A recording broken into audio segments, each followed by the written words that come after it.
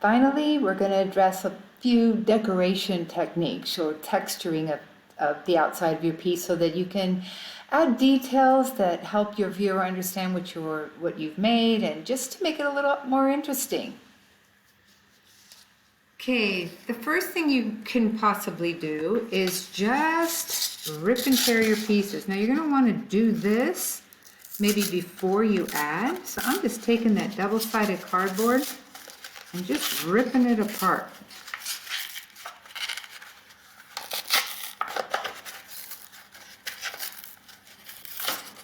Okay, you can tell it's not that easy to do. Okay, so now I have that's quite an interesting piece that I can maybe work with. Or I've got some nice corrugated here that I can continue to rip off and maybe add to a piece. These kind of papers will really help to disguise and add texture and interest to your piece. So you can use the inside corrugation, the torn pieces. You can even like shred some of the cover piece, the cover over the corrugated piece. And you can use these for all different kinds of curling and different techniques. So you can just rip and tear and see what you come up with and have cardboard to texture your piece with. You can also create a controlled tear. This is a little bit harder, but not impossible. Just take something really sharp. I've got a stick pin here. Can you see it? Yep, a stick pin. And you're going to draw whatever pattern you want. The whole idea is to cut through that first layer. You got to make sure that you cut through that first layer because that's going to create your stop line. Then you can use a bamboo skewer or a toothpick, or you can carry on with a little cut tool, but you want something to help lift up the cardboard. So you start on the side in where the corrugation is, and you just simply stick it inside the corrugation to lift a section and pull out. Now it's going to be a little more painstaking because some cardboards have a little bit more, they're constructed together a little bit better than others. So you're just going to peel it back. Now maybe you want to leave some of it, or maybe you want to make it on the cleaner side. But because you have that pattern cut there, you'll be able to cut through and maintain a solid area. So that's a really nice way to texture your piece. Like I said, I highly recommend if you want to do that you do it before you join, because doing it on a finished piece can be a little trickier, especially if you've used wet tape. Okay, going back to this piece, you can use your cardstock to trace over, and you can glue on a whole section, or not glue, yeah, glue on a whole section. And for this, you need to use glue stick. I've given you guys all some glue stick, because if you put regular glue on this, it's going to buckle.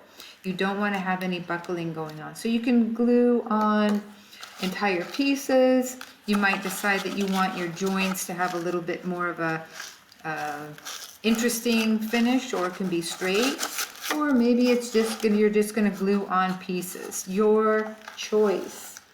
You can also have a look and see if your parents have any magazines that you can go through. You might find some interesting textures that you can cut out and put out and add into your piece. You might find some interesting objects. Maybe you want to cover it with people or whatever. So look through some magazines and you can glue all those on, being sure you're using glue stick. Glue stick is what's going to work.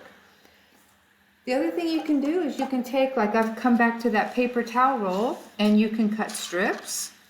Very easy to cut this. So you can cut strips, and then with all those strips you can cut them loose. Just like the paper, you can use your scissors and you can curl them, like what we learned with paper. It doesn't work quite as well as the paper though. Okay, so, but you can curl them slightly. So you can cut strips. You maybe have decided to join your pieces with wire. That's decorative, and you can do all kinds of things with the wire once you play with it a little bit. I've given you an adequate amount for color choice and just to hopefully play with. So you've got your wire and your pipe cleaners that you can add to it. And lastly, well, not lastly, you can also look to see if you have, I don't know, any buttons or applique or lace or anything in your house that you can add to your piece. You can draw on with markers. I had some Sharpies here at home, regular pens, so you can draw onto your piece.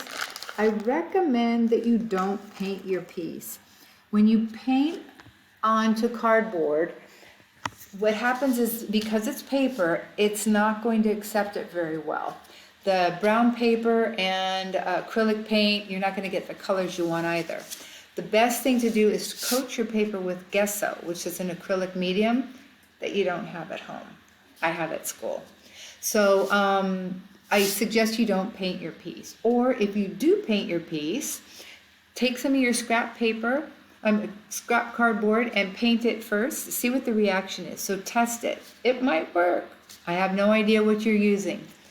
But decorate your piece. Make sure that it is got some details, interest, surface texture, something that really helps to give your piece some uniqueness.